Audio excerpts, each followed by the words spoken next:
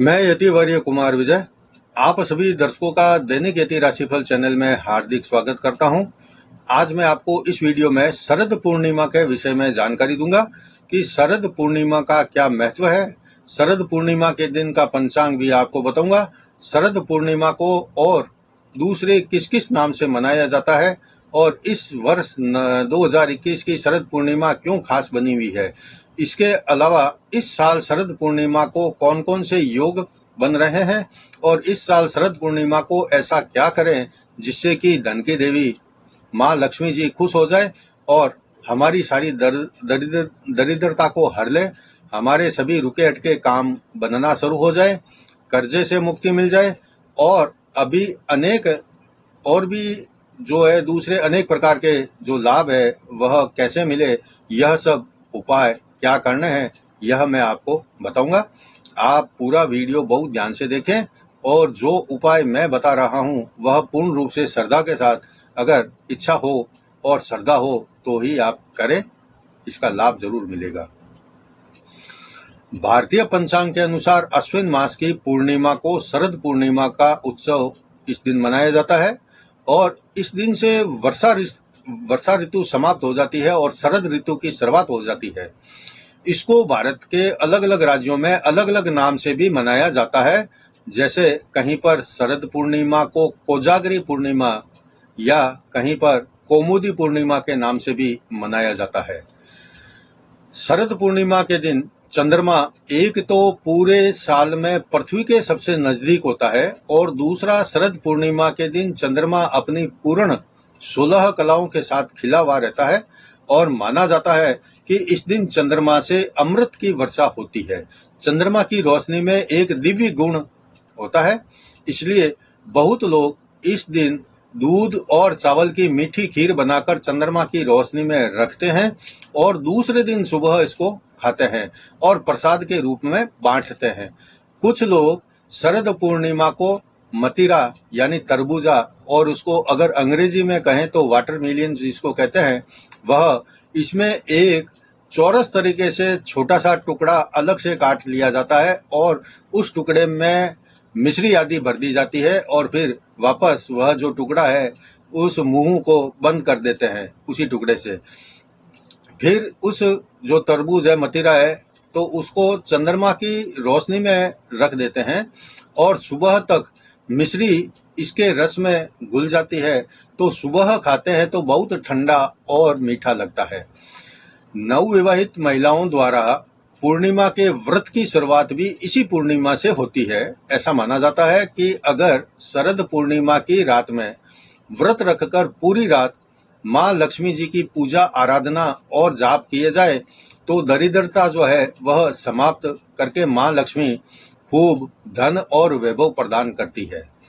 आगे बढ़ने से पहले मैं आपसे एक छोटा सा विनम्र अनुरोध करना चाहता हूं कि अगर आपने अभी तक मेरे चैनल को सब्सक्राइब नहीं किया है तो आप इसको सबसे पहले सब्सक्राइब करें और फिर घंटी के बटन को भी दबाएं, ताकि जैसे ही मेरा कोई नया वीडियो पोस्ट होता है तो आप उसको सबसे पहले देख सकें।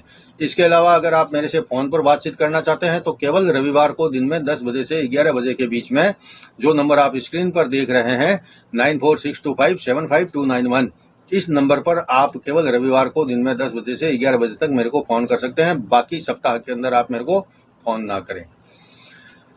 अगर आप दैनिक यति राशिफल नाम के मेरे व्हाट्सएप के ग्रुप से जुड़ना चाहते हैं, जहां पर मैं पर डे का दैनिक राशिफल या और उसके अलावा भी कभी कभी दूसरी पोस्ट भी ज्योतिष से संबंधित किया करता हूं, अगर आप मेरे व्हाट्सएप के ज्योतिष के ग्रुप से जुड़ना चाहते हैं तो नीचे डिस्क्रिप्शन बॉक्स में आप उसका लिंक देखें, उस लिंक के माध्यम से आप मेरे व्हाट्सएप के ग्रुप से जुड़ जाए। लेकिन एक बात का ध्यान रखें कि व्हाट्सएप पर न तो मैं कुंडलियां बताता हूं और न ही कोई ज्योतिषीय चर्चा करता हूं, इसलिए आप वहां व्हाट्सएप पर मेरे को अपनी जन्म डिटेल आदि ना भेजें। अब बढ़ते हैं आगे और देखते हैं कि इस साल 2021 में शरद पूर्णिमा जो है 19 अक्टूबर को मनाई जाएगी।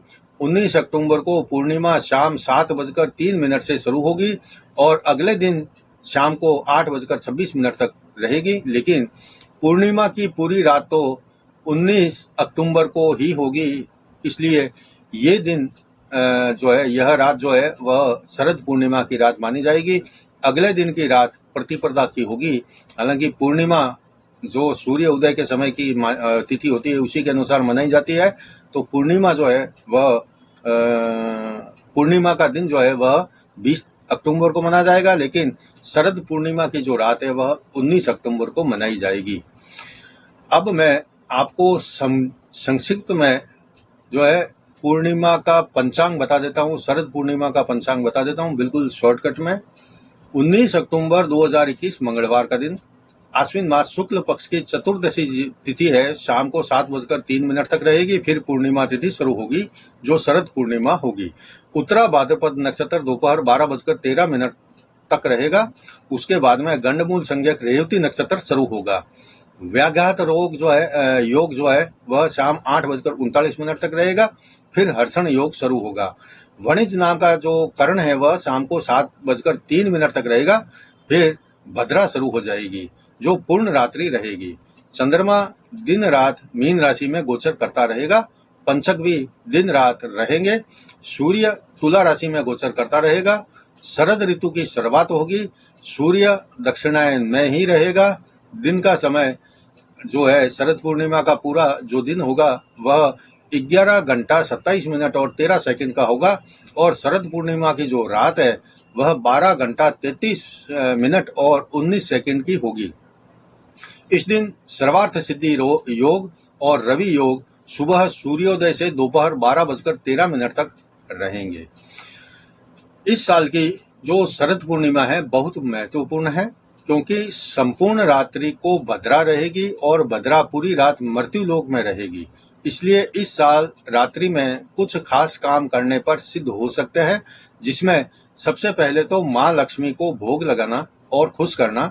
वैसे माना जाता है कि भद्रा में लक्ष्मी पूजन नहीं किया जाता, लेकिन शरद पूर्णिमा की रात चंद्रमा का प्रभाव पृथ्वी पर अधिक रहता है या रहेगा, इसलिए माता को दूध, चावल और मिश्री युक्त शक्कर उसमें मिलाई हुई हो, मिष्ठान या कोई भी दूध की मिठाई आदि हो, उसका भोग लगाना शुभ रहता है।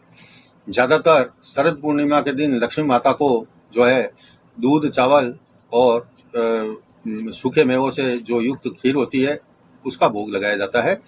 धार्मिक मान्यताओं के अनुसार माँ लक्ष्मी जी की उत्पत्ति समुद्र मंथन के समय हुई थी और चंद्रमा का प्रभाव जल पर रहता है, इसलिए इस दिन पूर्णिमा की रात्रि को धनदायक दिन माना जाता है। इस दिन माँ लक्ष्मी जी धरती पर विचरण करती है, और जो लोग रात्रि में जाग रहे होते हैं और माँ लक्ष्मी के जाप आराधना कर रहे होते हैं उन पर विशेष कृपा करती है और धन वैभव आदि प्रदान करती है। शरद पूर्णिमा के दिन धरती पर सफेद चंद्रमा की सफेद चांदनी पूरी धरती पर फैली हुई रहती है, और शरद पूर्णिमा की रात्रि को मुख्य रूप से 5 काम अगर किए जाए तो वह अच्छे और शुभ फल प्रदान करने वाले होते हैं।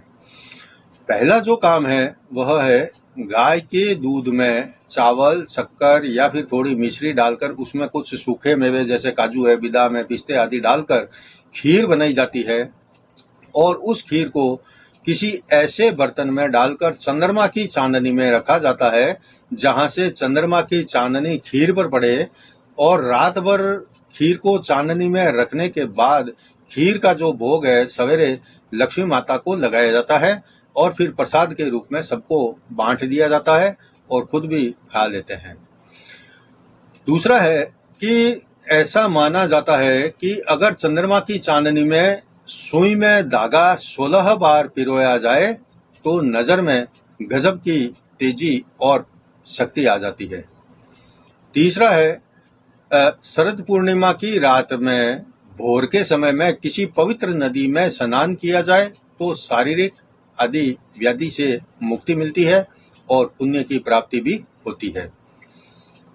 अगर किसी को शत्रु भय हो या मन में कोई डर बैठा हो तो शरद पूर्णिमा की रात को हनुमान जी के सामने चौमुखा दीपक जलाना चाहिए और हनुमान चालीसा और बजरंग बाण का पाठ करना चाहिए।